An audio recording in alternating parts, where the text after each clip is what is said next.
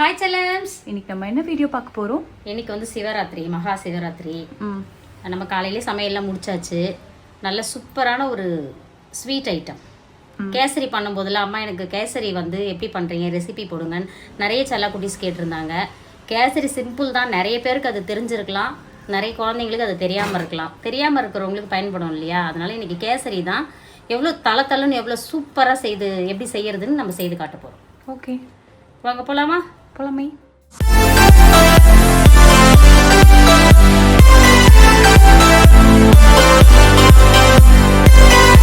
என்னம்மா பண்ணுறீங்க? இந்த உப்பு ஜாடி குறைவாக இருக்குது, அதனால் நம்ம முதல்ல உப்பை கொட்டிடுவோம்.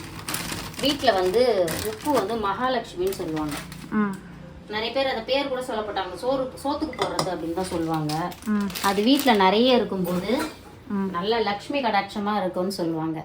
அதுக்காக உப்பு தயாரிக்கிறாங்களா அவங்களாம் ஏன் பணக்காரரா இல்லைன்னுலாம் கேட்கக்கூடாது, சொல்லுவாங்க. அப்படி வீட்டில் வந்து உப்பு வந்து அந்த ஜாடி குறையாமல் பார்த்துக்கணும் அப்படின்னு சொல்லுவாங்க. அதுவும் செவ்வாய்க்கிழமை வெள்ளிக்கிழமை அதை வாங்கிட்டு வந்து நிரப்பும் போது இன்னுமே ரொம்ப நல்லதுன்னு சொல்லுவாங்க. இந்த மாதிரி நீங்களும் கேள்விப்பட்டிருந்தா கண்டிப்பாக சொல்லுங்கள். வாங்க நம்ம கேசரி எப்படி பண்ணுறதுன்னு பார்க்கலாமே.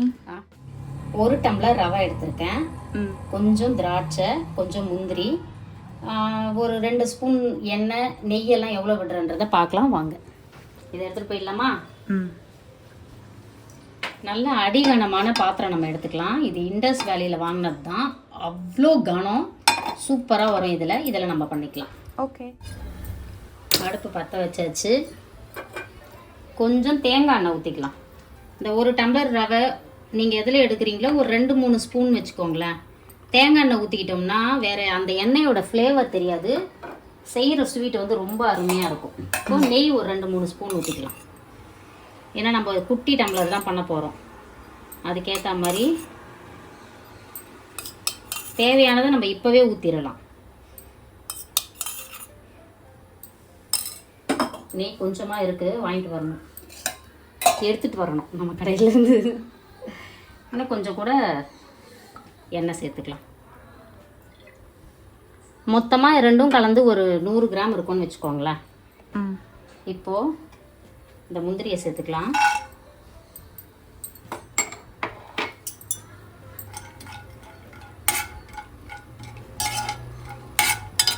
நல்ல முந்திரி வந்து கொஞ்சம் பொன்னிறமாக நல்லா வறுத்துக்கலாம்.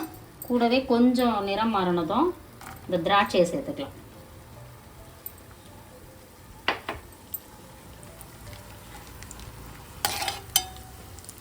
ரெண்டும் சேர்ந்து நல்லா வறுபடட்டும். கொஞ்சம் சிம்மில் வச்சுருங்க, தீயாமல் நம்மளுக்கு சூப்பராக வரும் சிம்மில் வச்சு பண்ணும்போது.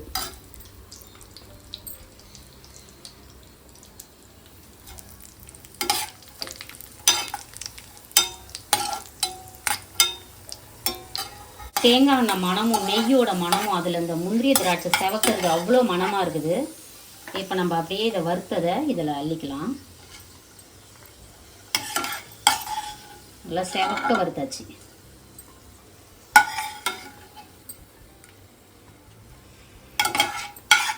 நம்ம நல்லா வறுத்துட்டு நம்ம அள்ளி வச்சுட்டோம். இப்போ இந்த ரவை 1 டம்ளர் ரவை எடுத்துருக்கோம் இல்லையா, அதை இந்த இதுலேயே கொட்டி நல்லா வறுத்துப்போம்.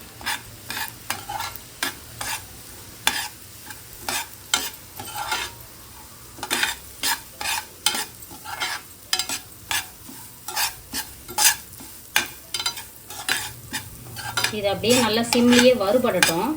நம்ம இப்போ வந்து இதுக்கு தேவையான அளவு தண்ணி இந்த பக்கம் கொதிக்க வச்சுக்கலாம். இப்போ சர்க்கரை அளந்துக்கலாம். நம்ம ரவை அளந்ததுலேயே நான் வந்து 1க்கு 1.5 போடுவேன், அப்போ தான் இனிப்பு நல்லாயிருக்கும். சில பேர் 1க்கு 1 போடுவாங்க. இப்போ வந்து 1.5 வந்து சர்க்கரை எடுத்துக்கலாம். ஓகே, ரவை அளந்த அதே டம்ளரில் 1க்கு நம்ம 4 தண்ணி எடுத்துக்கலாம், அப்போ தான் தளன்னு வரும். 1 2 3 4 டம்ளர் தண்ணி. இது பாட்டுக்கு ஒரு பக்கம் காயட்டும்.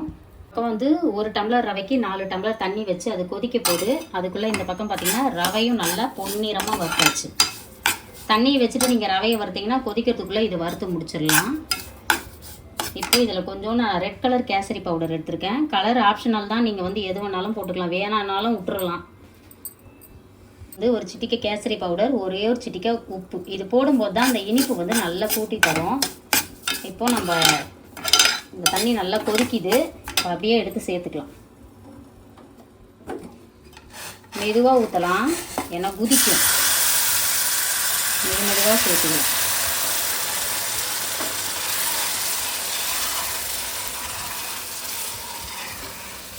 ரெண்டு கையிலும் மேலே சரியுமா? கொஞ்சம் கொஞ்சமாக, ஏன்னா உடனே ஊற்றினோம்னா அது பொரிச்சு ஒரு மாதிரி படப்படாத வெளியெல்லாம் தெரிக்கும். அதனால தான் மெதுவாக பண்ணிக்கணும்.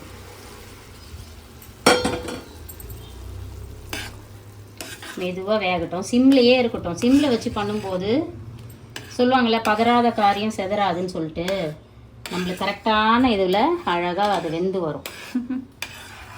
வேகட்டும், அப்படியே ஒரு 5 நிமிஷம் சிம்லேயே வேகட்டும். நல்லா கிளறி மட்டும் விடுங்க, கட்டிப்படாத. எனக்கு ரொம்ப நிறைய கலராக பிடிக்காது, அதனால் நான் திட்டமாக தான் போட்டிருக்கேன். இதில் எல்லோ இருக்குது, க்ரீன் இருக்குது, எதுவுமே போடாமையே ஒயிட் கலர்லேயும் செய்யலாம், சூப்பராக இருக்கும், உடம்புக்கு ரொம்ப நல்லது. இது நம்ம அந்த நிறத்துக்காக தான் நம்ம இதை சேர்க்குறோம். மற்றபடி அதில் டேஸ்ட்டு அப்படிலாம் ஒன்றுமே கிடையாது. அவாய்ட் பண்ணுறதா இருந்தாலும் பண்ணிக்கலாம். இப்போ வந்து ரவை நல்லா வெந்துருச்சு. இப்போ வந்து நம்ம சர்க்கரையை சேர்த்துப்போம். நான் வந்து ஒரு டம்ளர் ரவைக்கு 1.5 டம்ளர் சர்க்கரை எடுத்திருக்கேன். இது கரெக்டாக இருக்கும். அப்படியே மெதுவாக கலரலாம்.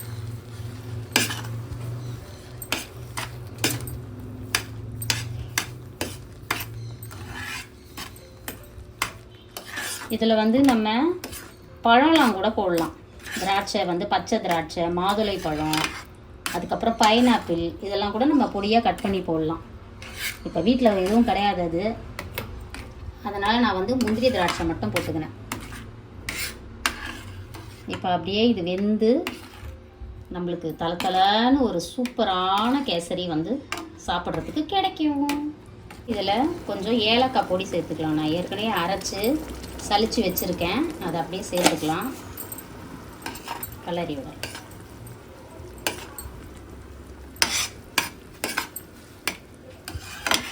அவ்வளோதான், நம்மளோட சூப்பரான ஒரு தலை கேசரி ரெடி ஆயிடுச்சு. அவ்வளோதான், கேசரி ரெடி ஆயிடுச்சு. இப்போ நம்ம வறுத்து வச்சுருக்க முந்திரி திராட்சையை சூப்பராக தூவிக்கலாம். நம்ம நெய், தேவையான நெய்யும் எண்ணெயும் நம்ம முதல்லையே விட்டுட்டோம், அதனால் அதுக்கப்புறமா தேவைப்படாது. இப்போ அப்படியே கிளறிக்கலாம். அவ்வளோதான், முந்திரி திராட்சையை போட்டு நம்ம கிளறி இறக்கிட்டோம்னா செம்ம சூப்பராக இருக்குங்க. நீங்கள் இதே அளவுகளில் இதே மெத்தடில் ட்ரை பண்ணுங்கள், ரொம்ப சூப்பராக இருக்கும். ஆறுனதுக்கப்புறமும் கேசரி நல்லா தலன்னு இருக்கும்.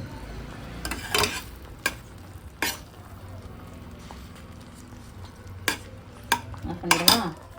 அவ்வளோதான், முடிஞ்சிச்சு. நம்ம ஆஃப் பண்ணிடலாம். சாமிக்கு கேசரியை பிரசாதமாக வச்சிடலாம்.